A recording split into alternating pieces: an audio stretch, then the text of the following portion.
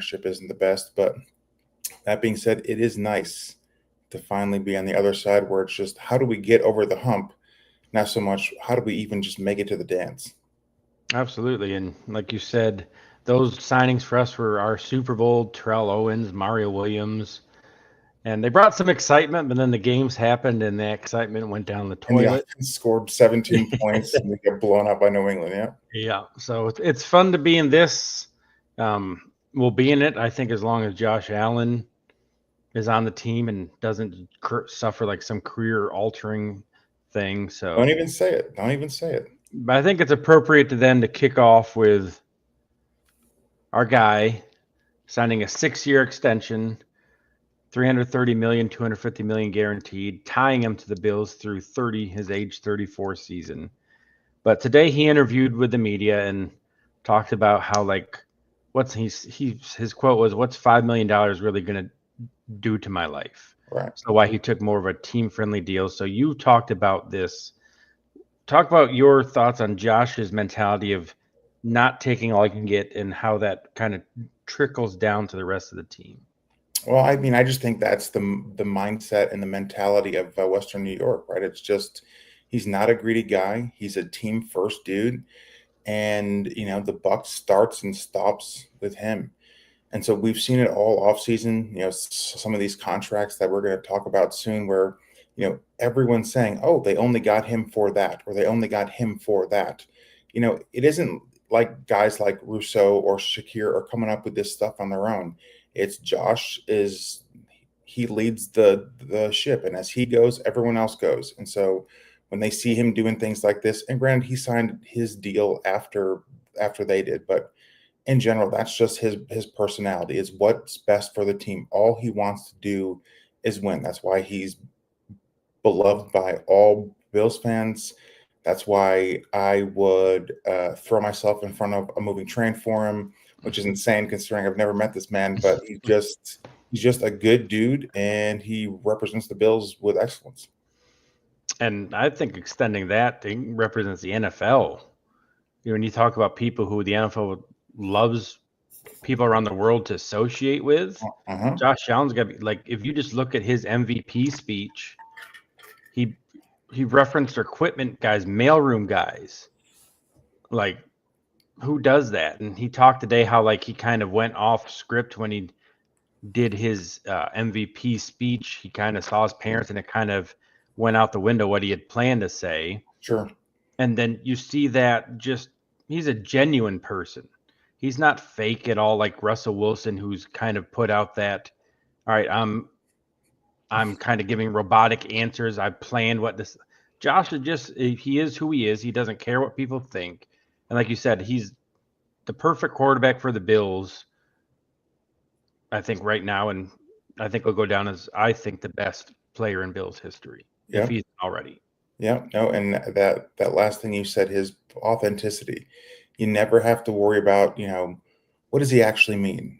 How does he actually feel? That dude wears all of his emotions on his sleeve. He gives his body, his soul and spirit for the team, and he's just a genuine person. He cares about the community, he cares about kids, he cares about the fans, he cares about so many things, and it's all like true and genuine. And I think that's missing from a lot of society in general, where everything is, I did this because I wanted, clicks and likes and whatever else. Where Josh, he doesn't care. He just does it because that's who he is. Yeah, and it's kind of funny. He has his what celebrity fiance now, The Queen who of Buffalo. yeah, she is the queen of Buffalo. But like even like how many stars you think? Just look at Kelsey and Taylor Swift, who are on screen whenever they can be. Whoever knew Haley was at Bills games, she didn't put herself in the spotlight. Hmm. So I think she's a perfect fit for Josh, perfect fit for that. And you mentioned like he's not like sending like what does he mean like trying to have hidden messages. And I think getting rid of Steph Diggs really let Josh be that moving forward. And you saw in his personality this year, I think, and how he led the team and the joy everybody seemed to play with it. All, like you said, comes from 17. Well, and I guess the last thing I'll say about Josh is there's one other thing that we can't discount, and I think we saw it during his Hall of Fame speech, is just how much having a solid home life, how much Haley Mhm. has appeared to have done for him. I mean, I'll just say this: I think, based on our limited sample size, I mean, Brittany was clearly the reason for all the interceptions. Um, Once he gets rid of her, right, and brings on Haley, he's happier. But I mean, all jokes aside, he seemed happier this year. Now, granted, because Diggs also left, you can't necessarily Mm. take one, or sorry, you can't separate one from the other. But I do think it helps to have, um, for him, as you said, to be the guy on the team. There's no question who the leader is, and on top of it, when he goes home, he has somebody there who he loves, who he called his best friend. So life is good for Josh Allen. Yeah. And like just to broaden it a little bit. You think of the NFL as a whole, like how lucky are they right now to have people like Josh Allen? And I know a lot of people hate Patrick Mahomes, but he's a he doesn't like it's for Patrick Mahomes. I think it's the people around him that people hate, but Mm-hmm. he himself, True. he's a genuine guy. And like, how lucky are they that they have these type of people to kind of put out in front of, and then even Lamar Jackson, like he's as passionate of a player as you can get. Who he wears his emotions on his sleeves. Sure So does. like the NFL's in a great spot quarterback wise right now. Yeah. Yeah. No, the only elite quarterback that's sort of, yeah, is a little bit unique is Joe Burrow, and that's just largely what Nah, he chooses to wear on Sundays. yeah, I can't stand Joe Burrow. But moving now to more updated news, some of the Bills signings. We'll start off with Joey Bosa. A kind of swing for the fences here, as it says here. He's only played 28 games the past 3 seasons, but last year he was still 22nd amongst defensive ends in pass rush win percentage. And to me, the Bills, who have a rotational defensive line, are kind of, I think, the perfect fit for him to maybe have a bounce back year because they're not expecting him to do 89%, 90% of the plays like other teams might. Sure. What are your thoughts on Joey?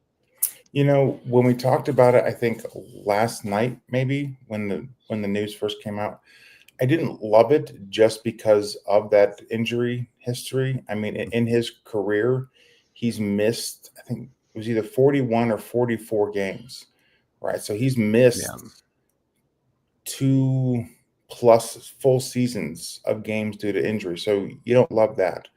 But hearing what you just said in terms of, you're right, he is going to be a rotational guy.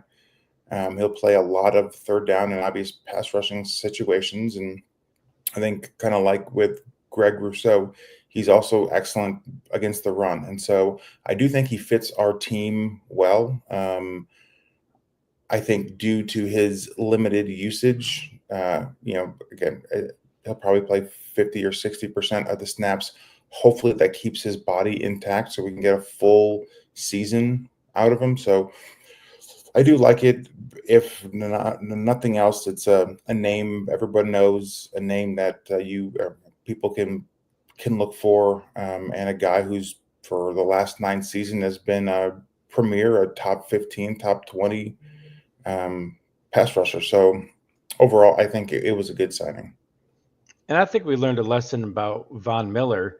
Like, it's a 1 year thing. If he doesn't work, at least like the Bills' hands are clean Hmm. following this. Like if he gets hurt, it's not like Von Miller. Oh God, we got 2 more years. We got to deal with this. So Right. it seems like maybe they learned a lesson from Von of like, all right, let's take a chance.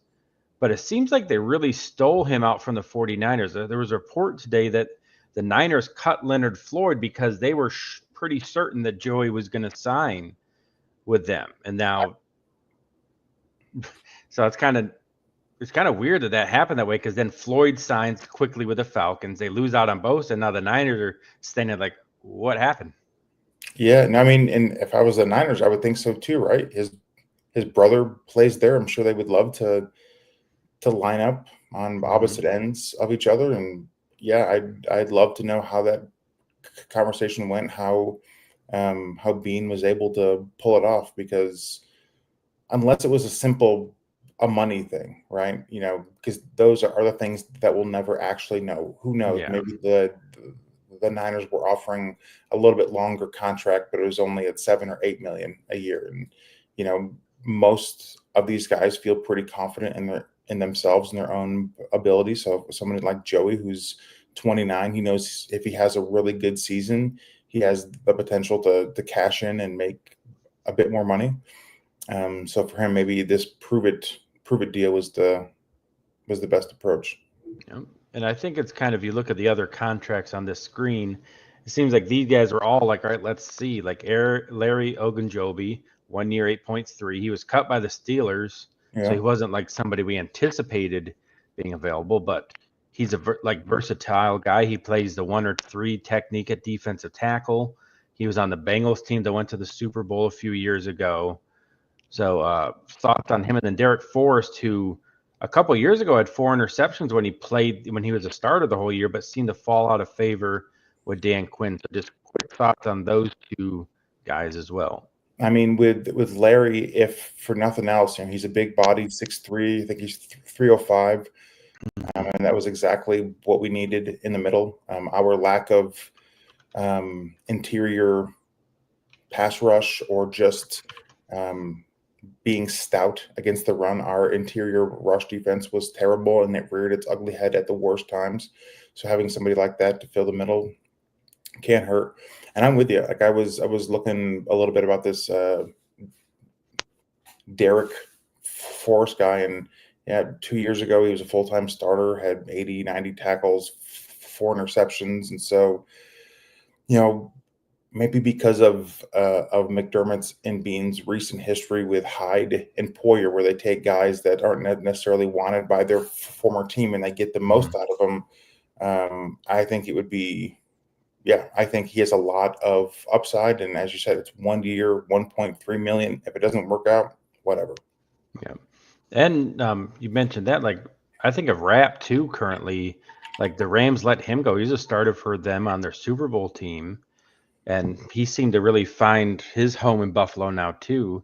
So I think the safety position, which everyone was worried about, now we have Bishop, there's Rapp, Forrest has upside, and then we re-signed Hamlin, which Yum. as long as Hamlin is a backup, he's a top tier backup with starting experience, but if he's your starter, I think there's an issue with that. Yeah, no, 100%. I'm with you. I like our safety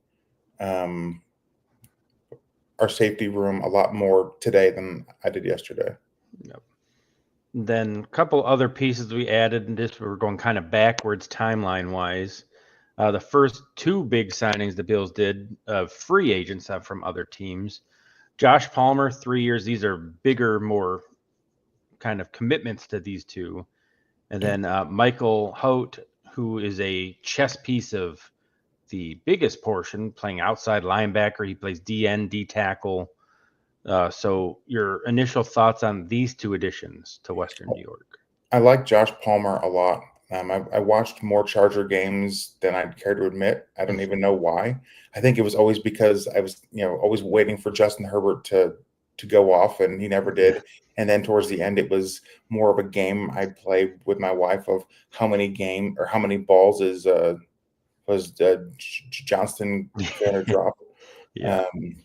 And so I watched and I seen Josh Palmer a lot. And the reason, I think the reason why we signed him is just he gets open. That was the Bills' biggest weakness last year in terms of receivers, that their separation was terrible. Like I think they averaged like 1 or less yard of separation, which was bottom 5 or worse in the NFL. And so his specialty is getting open. And if you watch Charger games, he got open. It was just that at times Herbert didn't see him, or for whatever reason. So I really like the Josh Palmer signing, and Michael Hote. That's how I'm saying it, Michael Hote.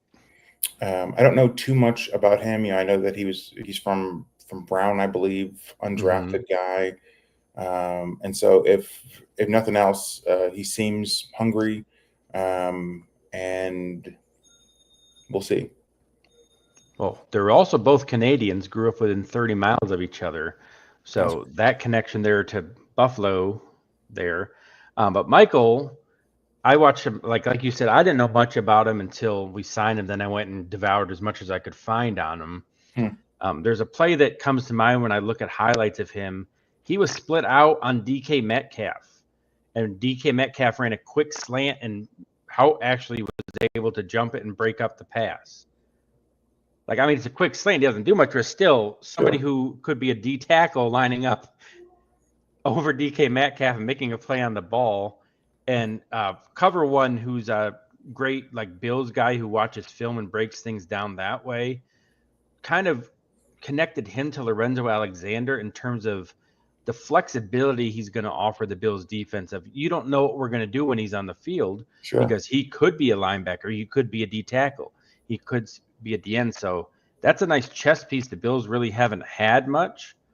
And you look at what they did have done so far this offseason, there's a lot more versatility along the defensive line, so people can slide all over the place. You don't know where anybody's going to be, and I think that is a benefit to the Bills, like making offenses guess what they're going to do, as opposed to usually it's defenses reacting to the offense. sure. And I think, clearly the Bills, and it was something that everyone knew, right? Everyone knew that it was the defense that was the problem. The Mm-hmm. offense was top three in terms of points. And I think we've seen it thus far in free agency. Sure, we signed Josh Palmer, but been a lot of defensive linemen, which was our biggest weakness. And maybe I'm just choosing to forget. Maybe it's some amnesia, but I cannot recall the last time that we had a fearsome pass rush. That's it feels like it's been forever, and so I'm just hoping that through all these signings and the guys that we bring on, whether it's Hope, whether it's Bosa, whether it's Ogunjobi, that and having the guys that we currently have, that we can finally have some semblance of a pass rush. And that's when you look at when the Bills lose in the playoffs, there's no pressure on the opposing quarterbacks. Hmm. The Bills defense, if it wasn't for the turnovers, would have been a much worse ranked unit this year. The turnovers saved them a lot. So Well, you're adding the pass rush, like you said, and then these guys are good run defenders. You mentioned Joey Bosa already. Hope has a mhm, good run defense grade, and like you said about Ogunjobi, a big bodied guy that we really don't have. So that can really help in that aspect where the Bills seem to get gashed every year on the ground. yeah, and you know what you made a point that I've mentioned to my wife before, and that we have a top offense, but how much of that is due to the fact that we were what plus 19, plus 20 something in terms of turnovers? Mm-hmm.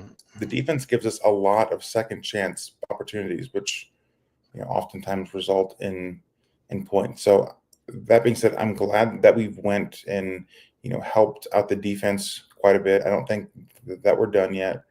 Um, but it'll be interesting to see how we continue to improve and evolve on the offense with some new players.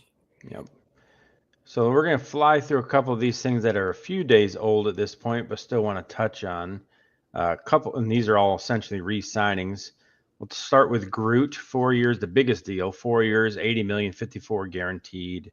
Yeah. A fantastic run defender. He gets pressure on the quarterback. He just can't close it as much as we would like. Hmm. So your initial thoughts on the deal overall, and then Greg as a fit long term in Buffalo. I think he's again. It seems like a lot of people love him in a locker room. Um, as you said, he gets pressure, and so I'm thinking that with having him there, in addition to all the other guys, that hopefully that collectively helps him to be able to finish sacks, right? Because when a guy gets a sack, it's not, it isn't always that he did it all, right? Mm-hmm. Like it's not like he's Miles Garrett, for which Garrett goes out and he gets his, and he doesn't need anyone else to help. It helps to have the guys on the other side push the quarterback towards you, so you can go Yep. and finish it off. So I'm hoping that this coupled with the other guys will really make a difference. But to answer your question, I like Greg. As you said, I think he's a good run defender. I think this is a reasonable deal. Um, so yeah, no problems with this. Yeah, but he's it's crazy to think of how young he still is. He's on a second contract and he's younger than Ray Davis. So who Oh, just that's finishes crazy. who's finished his rookie year. He reminds me of Edmonds in that sense of like it seems like he's been here forever and he's still like in his early 20s, Well, early to mid 20s. I mean, granted, was he just finished his third year? This was his fourth, I believe. Oh, dang. Yeah. Also, FYI, I hate my stupid search engine now goes through Norton search. So they have like 18 sponsored results before I get to like what I'm looking for.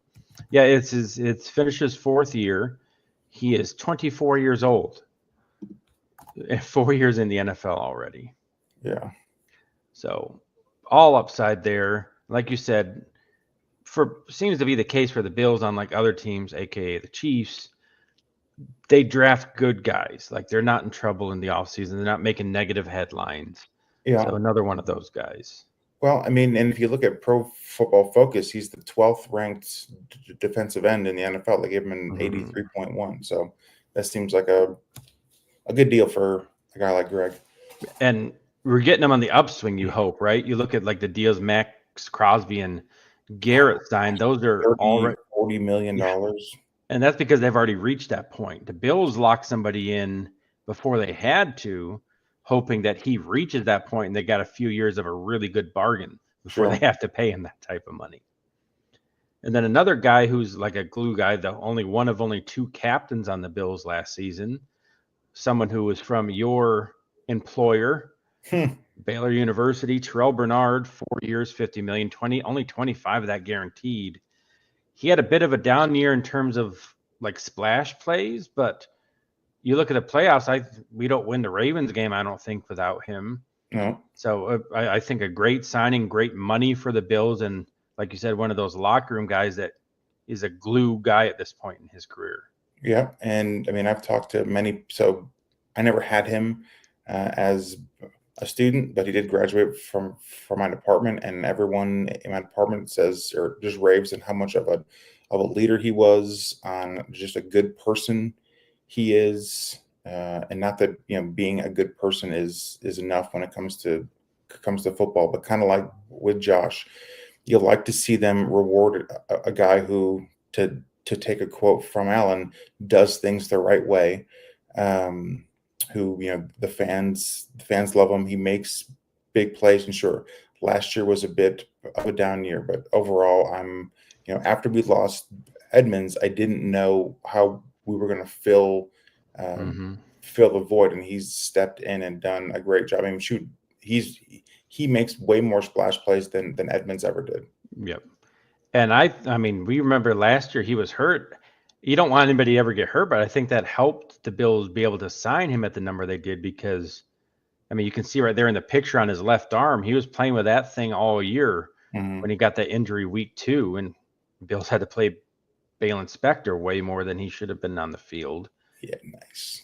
But 104 tackles with the injury, 2 interceptions, sack, that big forced fumble and recovery against the Ravens in the playoff game. Hmm. Uh, only bright, and like you said, after Edmonds was lost, Bernard did nothing his rookie year. Like we were all like, "Oh my God, what's going to happen?" And then he burst onto the scene, and he was one of only two captains last year. Yeah, no, his second year in the league. I remember watching the Washington game, and it was that play where he had that like leaping interception where he just went Mm, up and got it and killed their drive. And I just felt like, I mean, that game alone, he went absolutely insane. But you knew you had a player after that game. yep. And another guy, just you look at who the Bills are extending, all just the dirty work they had. They love being where they are and who they Mhm. are. Shakir, 4 years, 53 million, 31 guaranteed. He is Josh Allen's go-to guy. Like it used to be Diggs, like, but now whenever we need a third down catch or a big catch, 10 is who I'm looking at downfield. So Yeah. thoughts on Shakir? I love Shakir. I think this is an absolute steal for as much as he means to the offense, for as much as he means to Allen. How he didn't have 1,000 yards is crazy.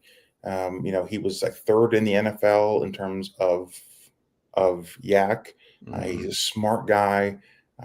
I was so happy when we signed him because again, I think he's important for everything that we do. And this is, he did all this, I think, playing in, as in a position that doesn't best suit him. I think he's a great Mhm. slot receiver. I think he's an awesome number two.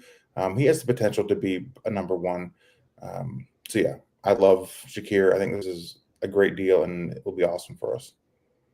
And with upgraded offense, like the Palmer, I think is going to help him. Hmm. If Kincaid can stay healthy and do what he did more in his rookie year, Shakir's numbers will go up. Like if he had more people around him, he would have reached 1,000 yards. I 100%. think later in the year, like even after the Cooper trade, like defenses are like, okay, like who are Shakir's the guy we got to make sure we don't let go off and make other people beat us. That's where the Palmer signing, I think, is really going to benefit somebody like Shakir, who he'll be in the slot more, and teams are going to have to focus a little bit more on him. So every single year he's been in the league, his numbers have went up. And 76 and the 821 and 4 touchdowns. I think easily that could be and will be eclipsed next season. Yeah. I just love watching him run with the ball. Mm. He has so many highlight plays where it's just how in the world did he not go down? And he breaks 2, 3 tackles and he scores a touchdown on a play that should have been dead after 2 yards. So yeah, I think he's awesome. And you mentioned a lot, like when the last time the Bills had a defensive pass rush. I can't think. I think maybe back to Eric Mold's prime. Like we had somebody that could do that, had that potential every single play at the wide receiver position. Hmm. Like you think back, like Stevie Johnson, like and Steph Diggs, they were great in their prime with the Bills, but it never had that like they can go to the house any play type situation. Yeah. And for Where him, sorry, go like ahead. you said, Shakir, like he takes how many screens did he take last year? Make 2 3 people miss and get 15 20 yards out of it. Yeah. No, no, and you're right. It's not as though he's going to blow by it, but it's just he will break your ankles Mhm. every single time. Yep. And then a couple other signings that will make him share a slide. Ty Johnson was one I'm really glad the Bills re-signed. Same. Um, I think the Bills had the best running back room in the league, top to bottom. Hmm. If Ty Johnson's your number three, which other league team in the league has somebody better than him? I mean, his hands are phenomenal. I think he's one of the best pass catching running backs in the NFL. He made Mhm. so many crazy catches last season. So yeah, no, I was really glad, especially with Cook's situation sort of being up in the air. We're not really know what we're going to do with him. I'm glad, at the very least we have Davis and Johnson. Yep. And then Gilliam, I mean, everybody needs special teams guys, and Gilliam is a core special teamer for the Bills. He's been around forever, and like he's one of those dirty work guys. The deal doesn't break the bank, and it's like it doesn't move the needle. But for Bills fans, like he's consistent. He's there every week. He doesn't make mistakes on special teams, which is huge. Hmm. So I mean, just a solid signing. Yep. So before I don't have slides made for these ones, but two things before we close out our first show. Number one, Kyer Elam actually got traded, which is surprising. The Bills were able to find a suitor for him. They traded him to Dallas. Buffalo got in return a fifth-round pick this year and a seventh-round pick next year, and the Bills sent Elam in a sixth-round pick to Dallas. So thoughts on Elam's tenure here and Brandon Beane being able to get something for him? Well, I mean, you can say he's able to get something, but at the same time, he did also draft him in the first round. Yeah. So there's that, right? That's why what's his face for the Niners. He doesn't take or Lynch. He doesn't take a lot of flack for Trey Lance because he also got Brock Purdy. So when it comes to Elam, yes, I was surprised that we were able to get something for him. I wanted him to do well. I mean, I loved his personality, his work ethic. It's just he never could sort of put it all together, and you saw it when he had to play against Kansas City. He Ugh. was a liability in the worst way. So I think it's good for him. He's able to have a, a fresh start. And yeah, no, I'm with you. I thought we were just going to have to cut him. So, And I saw that releasing him would have saved zero. Some finding a trade partner, 2.5 million saved on the cap. yep, So magic right there, done. Um, it was a good point you brought about, like, thankfully for being Benford in the same draft turned out to be the stud that he is. yeah. But can you imagine the state the defense would be in if both of those guys panned out? Oh my gosh, yeah, it would be, yeah, So like the Bills would be like top notch defense. And yeah, you mentioned the Chiefs game. Benford's injury was this, I think, the single reason the Bills lost that game. yep. All that they did it from that point forward was just go at Elam the rest of the game. So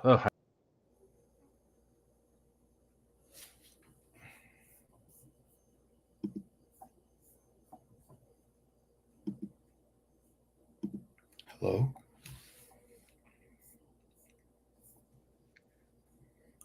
sorry there, you got booted out quickly. You got all hot and bothered about Elam and just I did it.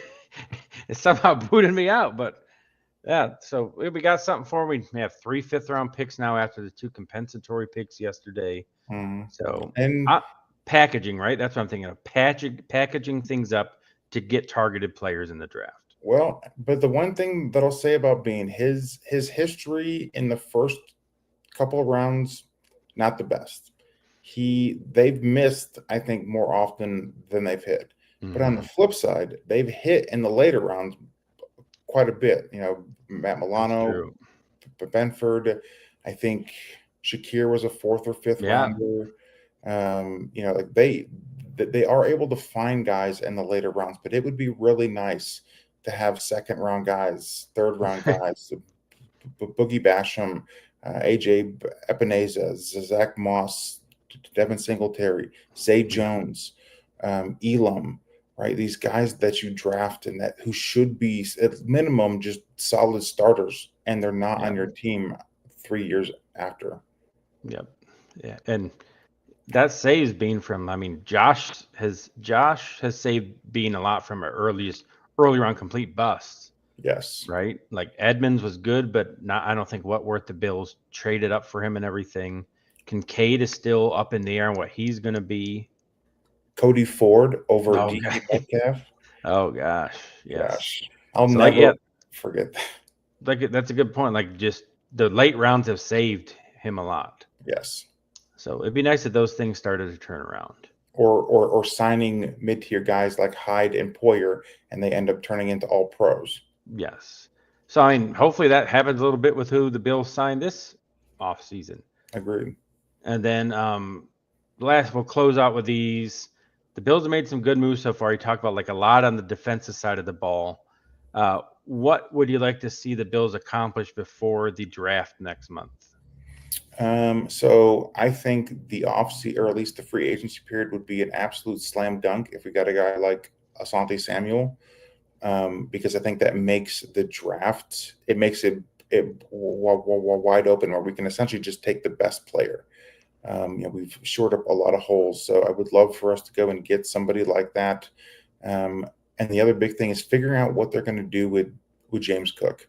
Mm-hmm. He's the one guy for which you said that we have the best running back room. Well, he's a humongous part of that. He has decent hands. He's got breakaway speed. I think he has really good vision. He only had one fumble last year, Mm-hmm. if that. So figuring out what they're going to do with him, I think, will be really important. So if we sign Samuel, sign Cook, then it comes down to, the draft that actually, for my end, it becomes actually a lot of fun because there's no glaring holes and who's Yeah. the best player available. Yeah, and that would be ideal to go in like that. And I think aside from corner, they can almost do that anyway. So they can get that position, like you said. Samuel would be a home run of a hit. I'm also looking for a couple more extensions. You mentioned Cook. I'd love to see something done at a reasonable price. If he thinks he's getting Saquon money, as much as I love Cook, that he's not worth Saquon. You saw with Davis and Johnson be able to still produce. Mm-hmm. Yeah, and him only playing like less than 50% of the snaps You can't make the money at running back like that and be playing that percentage of the plays.